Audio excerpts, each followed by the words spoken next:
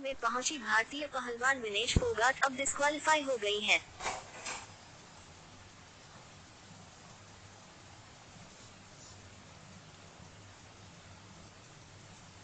उन्हें ओवरवेट होने के कारण डिस्क्वालीफाई कर दिया गया है।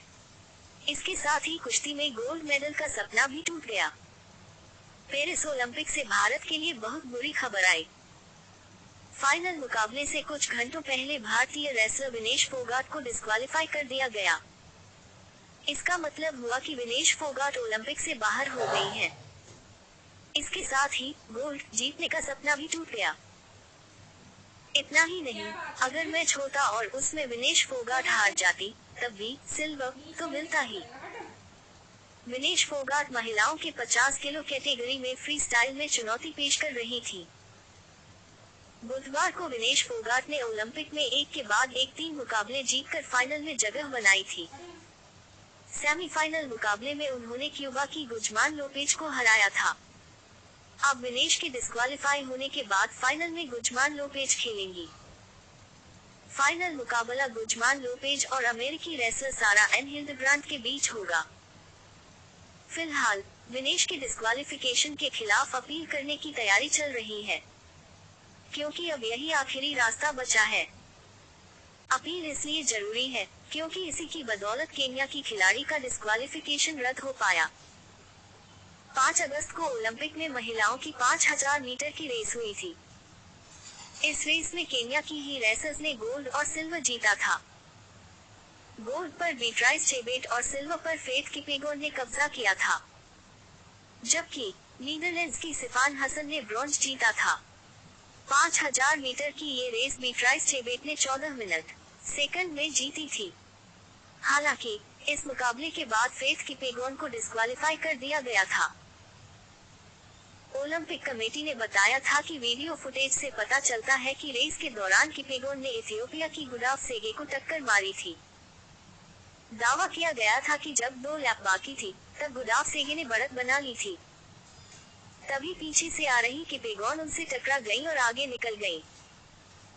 आखिरकार पहले नंबर पर बीट्राइस चेबेट और दूसरे पर किपेगोन रही। रेस खत्म होने के बाद दोनों ने एक दूसरे को गले लगाया और खुशी मनाई, लेकिन कुछ देर बाद ही किपेगोन को डिस्क्वालीफाई कर दिया गया। रेस में सिल्वर जीतने पर किपेगोन की खुशी थोड़ी ही देर में फीकी पड़ गई, क्योंकि मेडल मिलने से पहले ही उन्हें डिस्क्वालीफाई कर दिया गया था। डिस्क्वालिफिकेशन के खिलाफ किपेगोन ने अपील की। डिस्क्वालिफिकेशन पर बीट्राइस चेबेट ने बताया कि इथियोपिया की गुडाफ सेगे फेथ किपेगोन के ट्रैक पर आ गई थी, इसलिए किपेगोन ने सेगे को ये धक्का न दे कहने के लिए हाथ मारा था। इसी दौरान किपेगोन का बैलेंस बिगड़ गया और उन्होंने ट्रैक से बाहर निकलने से बचने की कोशिश की। आखिरकार किपेगोन का डिस्क्वालिफिकेशन रद्द कर दिया गया। उन्हें सिल्वर मेडल से नवाजा गया। विनेश फोगाट 50 किलो कैटेगरी में कुश्ती करती हैं। गुरुवार सुबह जब उनका वजन लिया गया तो ये कुछ ग्राम ज्यादा पाया गया।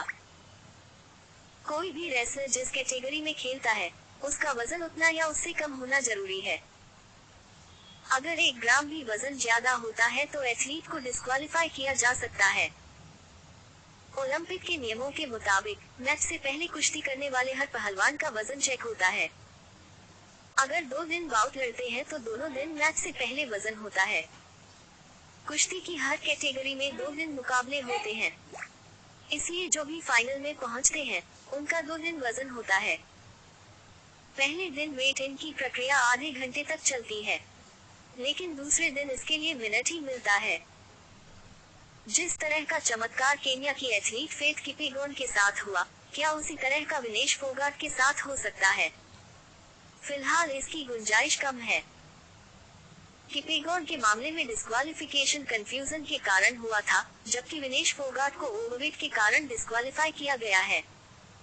हालांकि भारत इसके खिलाफ अपील कर सकता है। भारतीय कुश्ती संघ WFI के अध्यक्ष संजय सिंह ने बताया कि फेडरेशन इसका लीगल पक्ष देख रहा है। प्रधानमंत्री नरेंद्र मोदी ने भी इंडियन ओलंपिक एसोसिएशन IOA की अध्यक्ष पीटी उषा से बात कर जानकारी मांगी है।